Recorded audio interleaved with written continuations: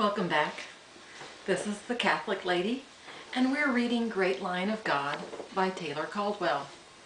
We're in the middle of, I believe, chapter, I think it's 29. Yes, we're in the middle of chapter 29. And so this is chapter 29, part 2. Thank you. One day in the heat of late summer, Saul heard a report that stupefied and dazed him, and struck at his soul so violently that he feared for his sanity, and his bewilderment was crushing. He knew that the apostles of Yeshua ben Joseph of Nazareth and his disciples were rumored to be causing great miracles in Jerusalem and the provinces, notably one Simon Peter, a poor fisherman from Galilee. Saul had sent out many spies and soldiers to apprehend this dangerous man, who deceived many and corrupted the faith of Israel. But always Peter escaped, as if melting into mist, and his followers with him.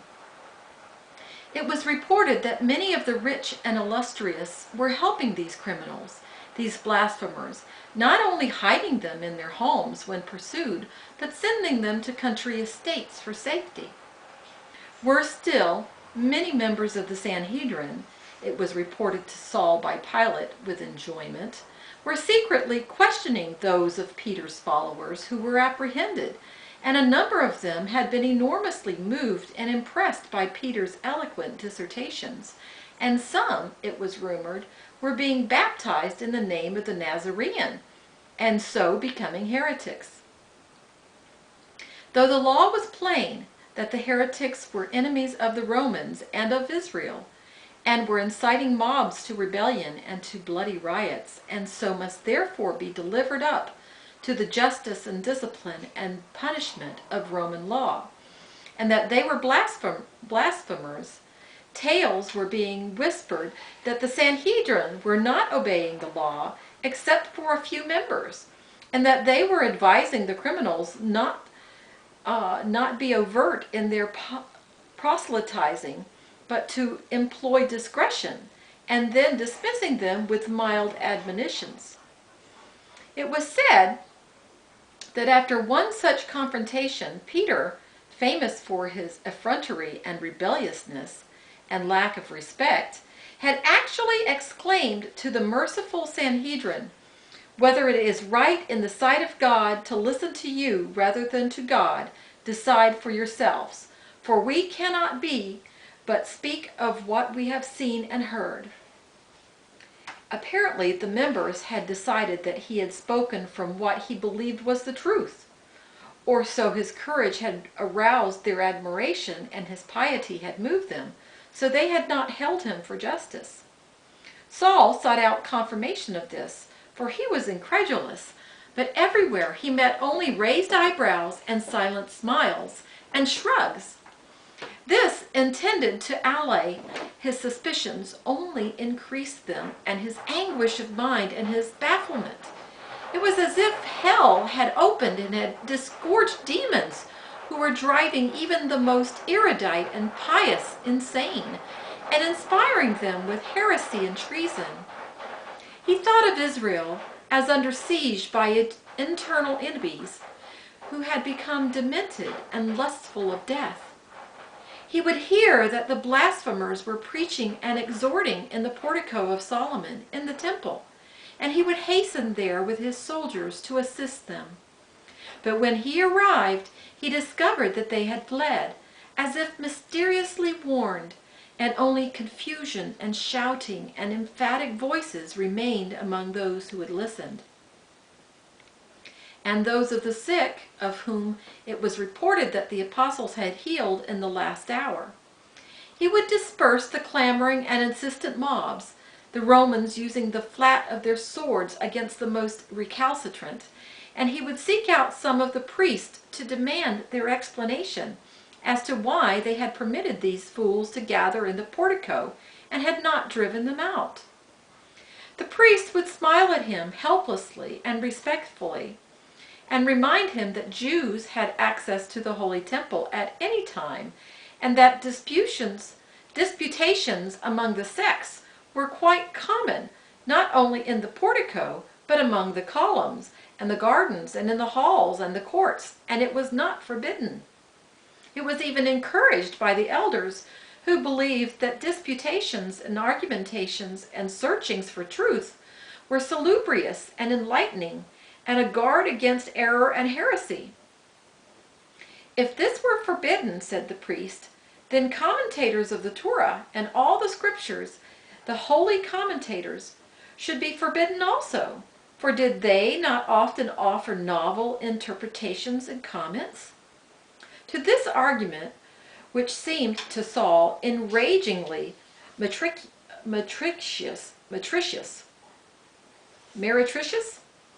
that's a good one, meretricious, meretricious, we'll go with that. He would reply, but the commentators and the elders did not advance blasphemy, nor did they encourage the proscribed and permit them to spread heresy and confusion and disorder. The priest would then remind him of many wandering rabbis, even of the near past, who had inflamed the people also in the temple, perilous for a short time, but later their teachings were shown to be manifestly false, and the people quieted. This would doubtless happen to the followers of Yeshua ben Joseph of Nazareth, if patience were expanded. After all, were not these men Jews also? And were they not extremely charitable and kind and mild of speech? And did they not exhort the love of God and obedience to the law and the commandments? They lifted their hands against no man. They were not wild like the Essenes and the Zealots and other denizens of the desert. They obeyed established laws meticulously and flouted none, save the one that they must not spread their error, which it was admitted they did not obey. But time would cure them, and what was false would be winnowed from the wheat, and that would be at the end of it. Saul saw that the humbler priest and many of the elders despised and distrusted him as an arm of the hated Roman, and that they took some malicious pleasure in thwarting and maddening him for all their elaborately respectful manner and their reasonable voices. He could have gladly murdered several when they said to him, making large and innocent eyes at him, "Naught occurs without the will of God, blessed be his name, and let us trust in his wisdom, for always he has smitten his enemies and rescued his faithful. To believe he will not do it again is to flout and question his power and his love for his people." Saul seethed with rage at this mockery, disguised as respect for himself and his authority. But he, always ready with flaming words, could find no adequate words in answer, except threats. The law was plain. The heretics were proscribed both by the high priest Caiaphas and his father-in-law Annas and Pontius Pilate. To permit them to speak in the temple was not only blasphemous, but seditious, and an affront to God. The priests smiled humbly and bowed and were silent. "These rebels breed like locusts," said Pontius Pilate with manifest pleasure at Saul's frustration and fury. "One day there are 10, and the next day there are thousands. What are we to do with them?"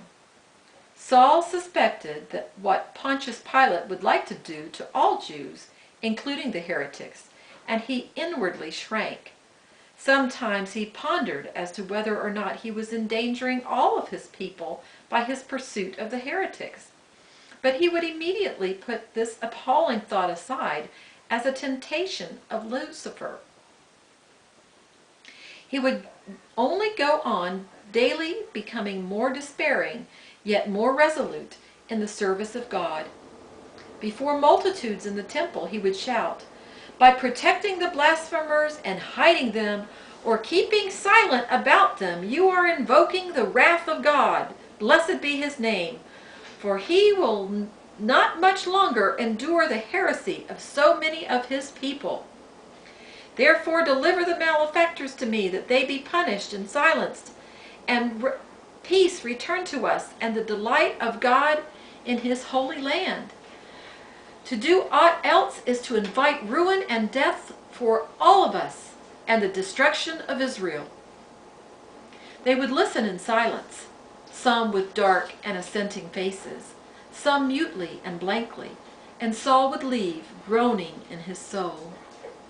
There was a rumor that several of the disciples and preachers, being imprisoned on orders of Saul, were miraculously delivered one night and were again at large preaching what they called the gospel and the good news.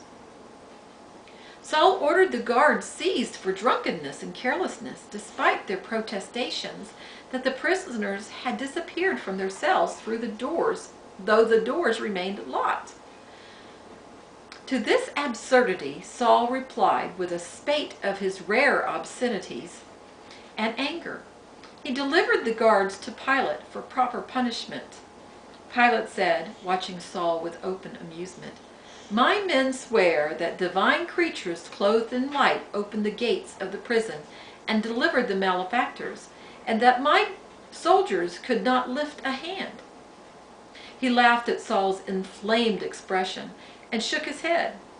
Verily, he was not so bored these days, and for that he thanked the gods in whom he did not believe. He would say to Herod Antipas, "That capricious and gloomy man, your Paul of Tarsus, is very redoubtable. It is said that he does not accept your invitations to dine with you." Herod would bite his lip and his pale eyes would glow, but he would not reply. His dreams these days were frightful. Then Pilate summoned Saul to him one evening, and his clever face expressed vexation and displeasure. He did not offer Saul wine, which was an ominous signal, and one not overlooked by the young Jew. You have spoken to me often of your famous teacher, the Nazi of the temple, Rabban Gamaliel, said Pilate. "I know him well. I have entertained him in this house, and have been entertained in his. He is a man of wisdom, wit, and erudition, and I have enjoyed his company, and rejoiced in it, for this is a tedious country, and not to be understood by a worldly man. So few men of cosmopolitan tastes and understanding. Have you not wondered yourself, Paul of Tarsus, why you have not seen him, nor have heard from him?" "Yes, Lord," said Saul, and immediately an icy chill enveloped his spirit, and he felt ill with premonition. "It is suspected that he is a new heretic," said Pilate. Saul sprang to his feet, trembling, swollen, and scarlet of face. "Lord," he cried, "that rumor is not to be borne, to be suffered. You know Rabban Gamaliel. You know that he is a chief of the Sanhedrin, the Nazi of the temple, a man famous in Israel and even in the world beyond for his piety and his wisdom, his devotion to God, his writings, his lectures, his dissertations, his influence." Saul began to shudder. He had thought that he had endured all that he could endure, yet now he was faced with this horror, this blasphemy, this terror and shamefulness. "Lord," he stammered, sweating in his extremity, though the autumn evening was cool.